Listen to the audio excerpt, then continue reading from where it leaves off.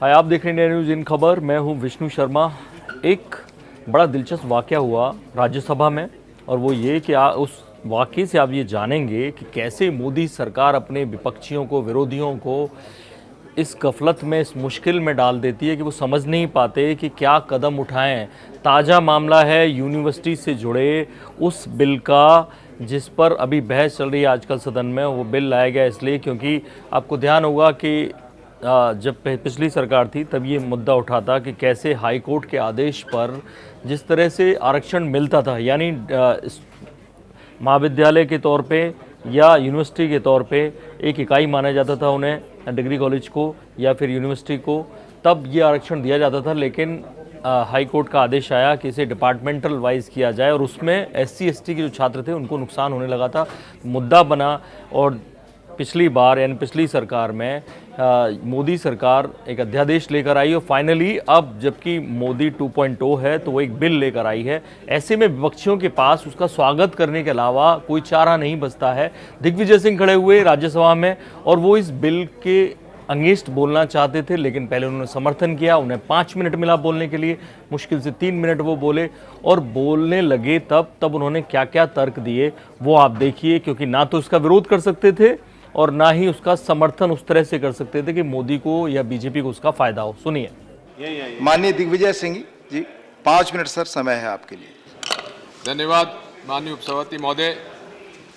मैं जो बिल लाया गया उसका समर्थन करता हूं, लेकिन 2-3 बातें कहना चाहता हूं। माननीय उपसभापति महोदय, मैं आपसे अनुरोध करना चाहता हूं कि ये न्यायपालिका का जो रुख है उसके बारे में इतना ही मैं कहूँगा कि न्यायपालिका में आरक्षण का कोई प्रावधान नहीं है, जिसकी वजह से जिस मानसिकता से आरक्षण के समर्थन में लोगों में होना चाहिए उसकी कमी महसूस की जाती है।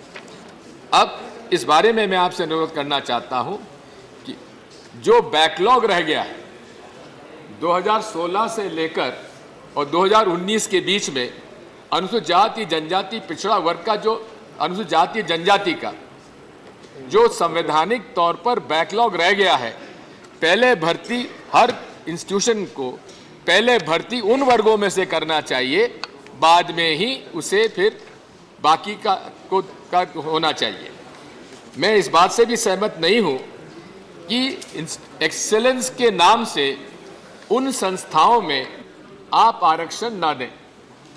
ठीक है, बहुत ही वो पोस्ट जहां की बहुत ज़्यादा SC ST और OBC के लोग क्वालिफाइड ना हो, लेकिन नॉन टीचिंग स्टाफ में तो कर सकते हैं। नॉन टीचिंग स्टाफ में colleges of institution of excellence में आरक्षण देने में क्या ऐतराज होना चाहिए। मैं इन 2-3 बातों का उल्लेख करते हुए अपनी बात यहाँ पर समाप्त करूँगा। आपने 5 मिनट का समय दिया था, मैं 2 मिनट अपने कम कर रहा हूं। तो आपने देखा दिग्विजय सिंह एक इशू लेकर आए हैं। वो इशू के सामान्य वर्ग के अभ्यर्थियों को इस जो नई पोस्ट, इस बिल का जो फायदा है, नई पोस्ट जो निकलने वाली है उसमें बाद में मिले, पहले बैकलॉग भरा जाए।